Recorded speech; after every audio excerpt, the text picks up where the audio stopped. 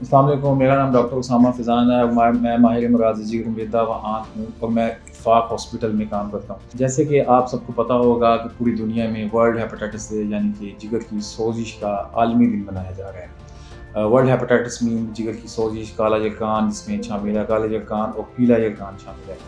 आज के दिन के तवज्जो से हम लोग ज़्यादा काले जरकान पे फ़ोकस करेंगे मीन हेपेटाइटिस बी और सी। अ, बहुत सारे लोगों को अवेयरनेस है कि हेपेटाइटिस बी और सी अमूमन ब्लड से ट्रांसमिट होता है। सो हेपेटाइटिस बी और सी से बचाव के लिए हमें पूरी एहतियातें हैं वो लेनी चाहिए। वो ये हैं कि जब भी हम सर्जिकल इंस्ट्रूमेंट यूज़ करवाएँ या सर्जरी कहीं करवाने जाएँ तो हम इस चीज़ का पावर करें कि वो प्रॉपर्ली स्टेराइल हो। जब भी किसी दंदान साज के पास अपने दांतों का इलाज करवाने जाएँ तो इस चीज़ को पावर करें कि वहाँ पे स्टरलाइज़ इंस्ट्रूमेंट यूज़ करें। सिरिंज हमेशा न्यू इस्तेमाल करें। बेहतर ये है कि जब भी आप बार्बर के पास जाएँ तो आप अपने इंस्ट्रूमेंट्स अपने ही यूज़ करें, रीयूज़ मत करें और हो सके तो आप इस चीज़ को गौर करें कि ब्लेड जो-सा है वो न्यू यूज़ किया जा रहा है। क्योंकि डब्ल्यूएचओ की एक टारगेट है कि 2030 में एलिमिनेशन ऑफ हेपेटाइटिस मीन पूरी दुनिया को हेपेटाइटिस से क्लियर कर दिया जाए।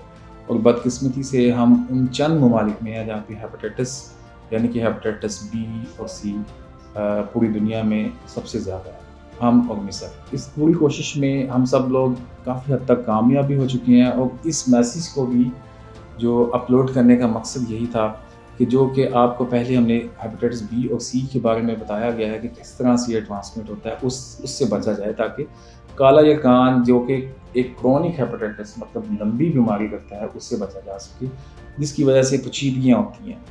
मीन के जिगर पेट में पानी आ जाना, खून की उल्टियाँ आ जाना, जिगर का सिकुड़ना और गनूदगी, ये सारी प्रॉब्लम्स होती हैं। इस प्रॉब्लम को हम होने से पहले ही इसका तदावुर करें और इसको हम ट्रीट करें। इसके बचने के तरीक़ाकार बहुत आसान है, जैसे कि हमने बताया है आपको कि हर वो चीज़ जिससे ब्लड से हमें ये ट्रांसमिट हो सके, उसे अवॉइड किया जाए। अब अगर ये तो था काले यरकान के बारे में हमारा आपसे एक छोटा-सा आपसे जो हमने आपके साथ एक शेयरिंग की है नॉलेज की। अब दूसरी तरफ अगर हम जाते हैं यरकान जिसको हम हमारे आम ज़ुबान में पीला यरकान कहा जाता है और हम मेडिकली इसको एक्यूट हेपेटाइटिस कहते हैं। एक्यूट मतलब कि ये हेपेटाइटिस कुछ दिनों के लिए रहता है, 3 से 4 हफ़्ते रहता है और फिर ठीक हो जाता है। अच्छा, ये जो एक्यूट हेपेटाइटिस है या पीला यरकान है, ये अमूमन आलूदा पानी से ट्रांसमिट होता है।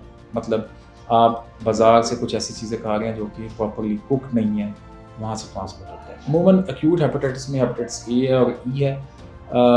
99% ऑफ हमारे जो मरीज़ हैं मास वाइज कुछ लोगों के वो इससे रिकवर कर जाते हैं।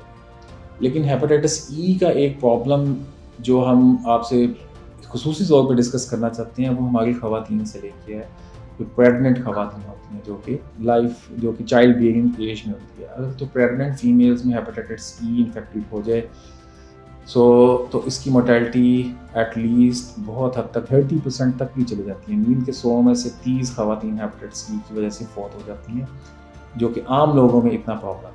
उम्मीद है कि ये इन्फॉर्मेशन आपके लिए कारआमद होगी।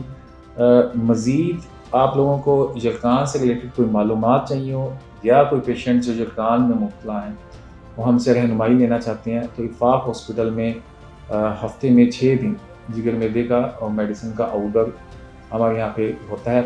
आप किसी भी टाइम हमसे रब्ता करके अपॉइंटमेंट दिए गए नंबर पे आप अपॉइंटमेंट्स लेके हमसे डिस्कस कर सकते हैं अपने हेपेटाइटिस बी और सी और हेपेटाइटिस ए ई के बारे में। सो हम आपकी रहनुमाई के लिए हमेशा शुक्रिया।